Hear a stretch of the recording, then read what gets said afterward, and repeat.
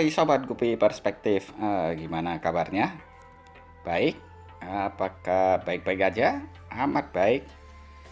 Sungguh baik, super baik, atau di baik-baikin aja ya?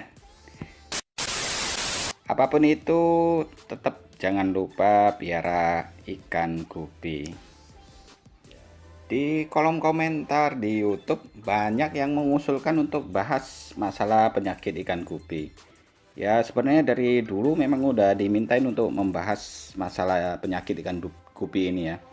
Tapi karena kita juga masih belum sempat terus ngumpulin bahan-bahannya, makanya pada kesempatan kali ini akan kita coba bahas tentang penyakit ikan gupi. Sebenarnya yang bahas tentang masalah penyakit ikan gupi ini sudah banyak ya. Jadi kita bisa cek juga di YouTube-nya yang lain, bisa kita Google atau di forum forum ikan gupi, juga di sosial media seperti Facebook atau di grup-grup. Masalah penyakit ikan gupi ini sudah sering dibahas. Jadi apa salahnya ya kalau kita juga bahas biar yang membahasnya ini tambah banyak. Jadi kita sebagai penghobi ikan gupi juga punya banyak pilihan untuk melihat apakah yang mana yang cocok untuk diterapkan di tempat kita.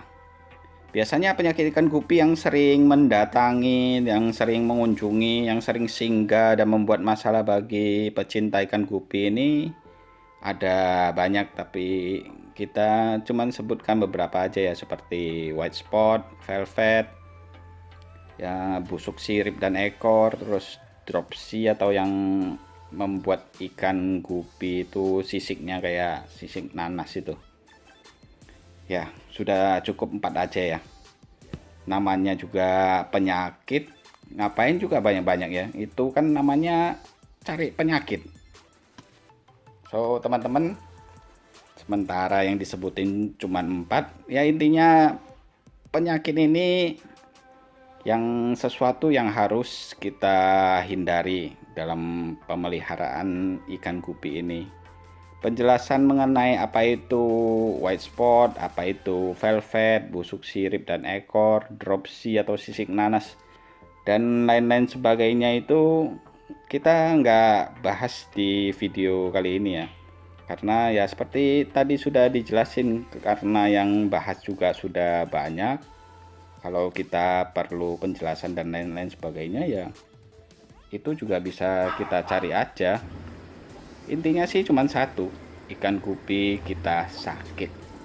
Dan kalau udah sakit, apalagi kalau ikannya sudah mengambang seperti ini, ya itu namanya masalah besar. Karena rata-rata penyakit ikan gupi itu susah ya untuk disembuhin, apalagi kalau misalnya dia udah membawa kematian yang begitu banyak di dalam satu tank akuarium itu. Jadi pilihannya cuma dua sih menurut saya, diobati atau dibiarin mati gitu. Bagi breeder atau pecinta ikan gupi yang akuariumnya atau ikannya gupinya banyak sih mungkin nggak terlalu pusing ya. Tapi yang mungkin akuarium atau ikan gupinya cuma sepasang, dia akan berusaha mati-matian untuk mengobati ikan gupi ini. Seperti saya selalu siapin obat buat penyakit ikan gupi. Sebenarnya sih tidak banyak, yang saya siapin cuma 2, yang bleach itch ini, terus yang terakhir yang warna putih ini kapan hari sempat dibawain sama Mas Danang dari Swasti Farm, disuruh nyobain, tapi sampai sekarang ya belum sempat dibuka dan dicobain. Jadi ini bukan endorse apa namanya obat ikan gupi ya. Ini cuman mengenalkan ke teman-teman obat-obat ikan gupi apa saja yang dipakai di tempat ini. Jadi intinya sih menurut saya obatnya itu sama ya, punya kandungan yang bisa mengobati beberapa penyakit-penyakit ikan gupi yang tadi disebutkan di atas itu. Jadi biar ikan gupi kita bisa sembuh dari penyakitnya itu. Biasanya kalau kita begitu tahu ikan sakit, yang ada yang kalau ikannya banyak ya biasanya langsung diambil atau disingkirkan atau dibuang, atau biasanya dia dibiarin gitu mati aja tanpa ada tindakan lainnya untuk mengobati. Paling berusaha biar mencegah ikan gupi yang sakit itu tidak menulari ke ikan-ikan sehat lainnya di sebelahnya. Makanya teman-teman juga harus memperhatikan waktu ikan gupi yang sakit di akuarium 1 itu, pada saat kita menangkapnya juga, terutama waktu memakai serokan itu, harus hati-hati juga ya. Begitu dipakai, kalau sebisa mungkin serokan bekas ikan gupi sakit itu langsung dicuci. Jadi biar dia tidak menyebarkan penyakitnya ke akuarium yang lainnya, terutama ke ikan-ikan sehat yang lainnya. Jadi itu perlu diingat, pencegahan biar penyakitnya tidak menular ke yang lain. Bagi saya tadi, kalau diobati pakai obat itu ya seperti obat biru yang sebutannya apa ya, metilin blue, atau obat-obat ikan gupi lainnya yang seperti itulah. Pokoknya intinya ikan kalau udah sakit ya diobati pakai obat ikan itu, apapun mereknya atau apa kandungannya, yang penting kita berusaha untuk mengobati ikan yang sakit itu. Jadi supaya kemungkinan obat apa itu bisa bekerja dan ikan gupi yang sakit yang tadi itu bisa sembuh dari sakitnya.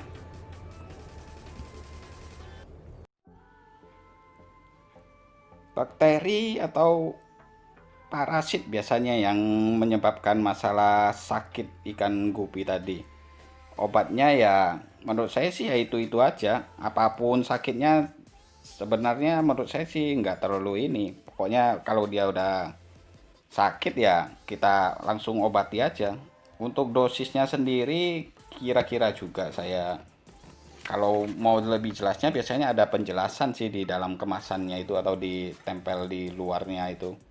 Untuk di sini yang panjang akuarium 40 sampai 50 cm, lebar 20 sampai 30 dengan tinggi 25 cm, biasanya saya pakai 3 sampai 10 tetes. Sedangkan kalau ikannya cuman goyang-goyang dikit lah, istilahnya cuman butuh mungkin 3 sampai 5 tetes saja ya. Tapi kalau goyangnya udah goyang ngebor gitu, tambahin sampai sekitar 10 tetes. Dan kalau sampai ikan gupinya yang mati seperti di video awal tadi itu, mati sampai seperempat atau setengahnya, ya berarti wajib dikuras bersih total. Airnya diganti yang baru, terus sisa ikan gupi tadi yang hidup itu langsung ditetesi atau diobati. Biasanya bisa dicek atau disifon 20-40% airnya keesokan harinya, terus tetesin obat tadi lagi, diulangi sampai 2 atau 3 hari nanti tidak perkembangannya. Kalau misalnya ikannya sudah kelihatan mulai sehat ya pemberian obatnya itu bisa dihentikan.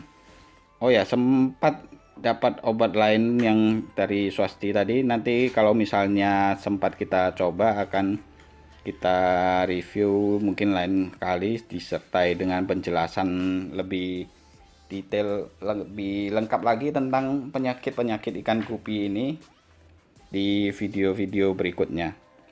Ikan gupi yang sakitnya masih ringan, yang cuman goyang-goyang dikit ini, kalau langsung diobati seperti cara tadi, kemungkinan atau persentase hidupnya itu bisa antara 88 sampai 99% ya.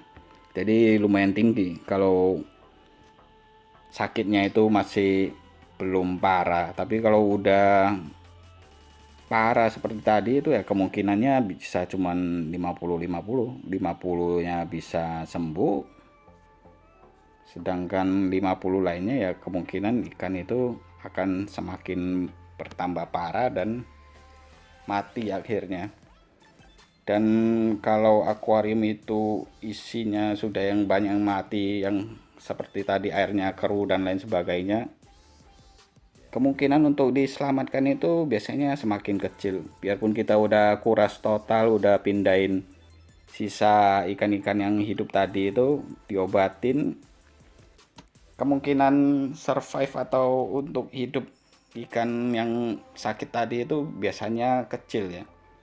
Tapi ya mungkin teman-teman punya pengalaman lain atau teknik atau cara pengobatan yang lain, nanti bisa tulis di kolom komentar. Jadi kita sharing bersama, saling berbagi, biar nanti teman-teman yang lain bisa mencoba ilmu yang mereka dapatkan itu ya, biar ikan gupi mereka juga sehat dan tidak sakit seperti yang tidak kita harapkan.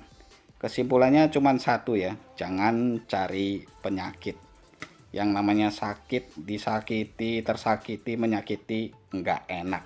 Makanya jangan sampai sakit ya. Salam Gupi Perspektif.